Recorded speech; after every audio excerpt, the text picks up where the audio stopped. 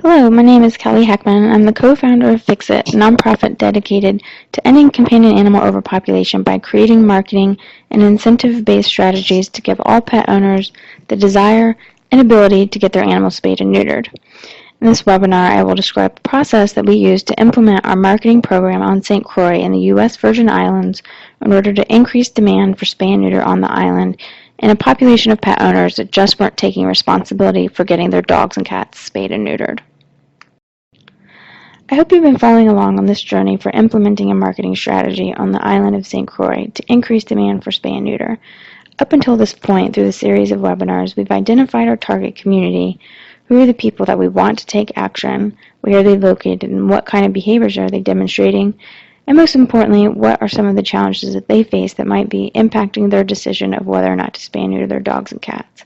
Is it a financial one, motivational issues, cultural norms, and now that we know those issues, how can we put together a marketing messaging that is directly resolving those challenges that they face with spay and neuter? And now that we're really at an exciting point, we get to launch the spay and neuter program. This means putting our messages out into the public and actually offering spay and neuter services. We are putting our messages to the test, but we need to do this in a way that allows us to determine if we put together is actually wrong. It would be a big waste of time to go through what took about 6 months for us of dedicated effort to put together. It might have taken you longer if you were fitting this into everyday activities, and then not knowing what motivated people to actually take action. We wanted to therefore create a system in which we could track and then be able to optimize our marketing program. Ultimately, this smart thinking will create the results that we want for reducing populations of homeless animals. And just to remind you, after our message testing, we narrowed down our advertising to 5 different messages. The first is 300 children are attacked by roaming dogs every year. This was a message directed at families on the island that are at risk of getting bitten by roaming dogs. People on the island to this day carry big sticks when they take walks for fear of getting attacked by stray dogs. People thought that this would be the most and least impactful for generating people to take action in the message testing portion. People responded emotionally, both good and bad, to the image of the crying baby. And the second message, think there's always home for puppies, think again. This was my personal favorite. It was generated because so many people on the island would drop off litters of puppies at the animal shelter and feel they were doing the shelter a favor by providing them with such cute dogs to adopt out. The reality was that 80% of the dogs were being euthanized, and this included puppies. Then the next message is, do you know what happened to your puppies? This message evolved from a similar message that was tested from a study performed by Humane Society of the United States. There's a lot of pride in the appearance of the dogs by some people on St. Croix, especially those that have paid a lot of money for purebred pit bulls. Therefore, we wanted to call attention to the risk that offspring of their animals would face just 1 or 2 generations later. And then the fourth message is, what, do you want your girl to end up like this?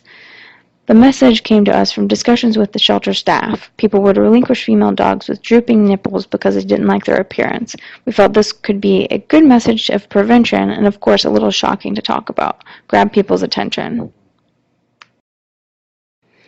And then the message of overpopulation was one that came out of the testing phase. Going into the testing, we didn't have this in place, but when we asked people what would be the reason most people would be motivated to spay and neuter, people responded that it would be prevent overpopulation.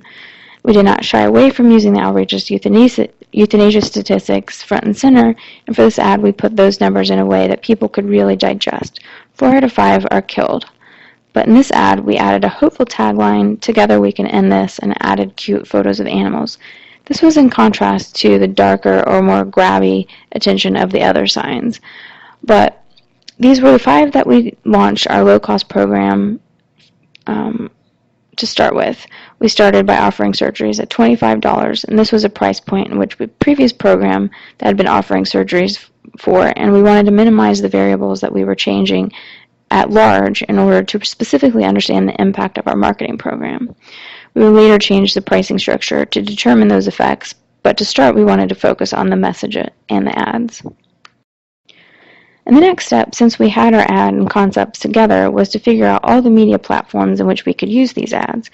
We put together a base advertising program that included Facebook, as we had learned that the majority of our target audience was using Facebook. This ad here is from ASPCA, but it highlights the structure of a Facebook ad. There's a headline, photo, and then a short description. And we use the photos and text that we developed from our message testing. Unfortunately, Facebook did not allow us to put phone numbers in the ads, so we sent traffic to landing pages that were similar to the ads, including a contact number. We also printed off posters to put up all over the island. This may sound pretty primitive, but this remains a very popular way for people to advertise events on the island. Posters were put up on telephone poles in the 2 major towns, at retail businesses, gas stations, and schools, and at the shelter. I kept posters and staple gun and tape in the car because you never know when you would find a place that could put a poster. Yard signs were also used to put at key intersections on roads throughout the island. Think about it, you're sitting at a traffic light and you're basically a sitting duck for advertising. There wasn't a lot of competition in this form at the time either. Then we also put together ads for newspaper. After getting to know the island's culture a little bit better, we realized that the main media on the island was the local newspaper, the Avis. We would put ads in the paper twice a week, once a week during the weekday, and then the main ad in the Sunday-Monday issue, which is the biggest advertising day for the paper. We rotated out a couple of the messaging styles in the newspaper, but we avoided the more gruesome imagery like the mangiest dogs. We also integrated a text messaging program into the newspaper ads. Given the limited space, people could text a specific number and they would automatically be sent an email with more information. We put this text information on some of the posters, newspaper ads, and the promotional cards that we would hand out at events. And you can see one of the options for the promotional cards here, but promotional cards took 2 forms. One was in a postcard format, which we used the overpopulation ad for. The other was a more business card format, which you see here. You notice here that we also used the brand name St. Croix Animal Welfare Network. This is what we used for all of our advertising. We never once used FiXiT Foundation, as we didn't want to confuse the community with another brand. We considered the network to include us, the shelter, which was called St. Croix Animal Welfare Center, then all of the private vets. This was a network of collaborators in which we were all playing an important role. We also hoped that at one point the animal shelter would take over our program, and by using a name that was similar to the shelter's name, it would make an easy transition. We would later add more media options, including radio, vehicle signs, television, and others, but we first wanted to roll out these ads. But as I mentioned earlier, we wanted to launch this program in a systematic way that would allow us to actually determine what was working, what messages and media types were actually drawing in calls to make appointments, and then ultimately what percentage of those were resulting in surgeries. We had lots of calls coming in, but how were they getting our information? We put together a tracking system in which we use different phone numbers, voice over IPs, which are internet-based numbers that all funnel into a single hardline that went to a call center or to my FiXiT cell phone in the off hours. We started with 25 different numbers, and we dedicated a different number to each media and message. So because we had 5 designs of posters, each of the 5 designs had a different number. Same for Facebook ads and the lawn signs and newspaper and radio ads. We had a system in which we could get reporting on which messages and media were working. Another strategy that we didn't use but could easily be implemented is a more geographically based strategy in which different phone numbers could be used in different areas, so that we could have focused on regions around the major cities, or we could have broken it up into regions east, west, and mid-island. This would have been especially helpful when trying to target different areas, which might be the case for your programming. We collected geographical information as part of the program, but not at this level. We received reports every week. It included the phone numbers that were being used and the date and the time that each call came in. All this data was important to us for optimizing our program. And the data collection didn't stop there. Oh no, once they called, people had to answer a few questions. We wanted to know who was calling and why. Then as the pricing changed or later as we had offered additional incentives, we could then track changes in their answers over time. We asked for their name, type of animal that they wanted fixed, if their animal was stray or feral, what the main reason they had not fixed their animal before, where they lived, who their private vet was, they were the ones doing the bulk of the surgeries, and then how many animals they wanted to get fixed right now.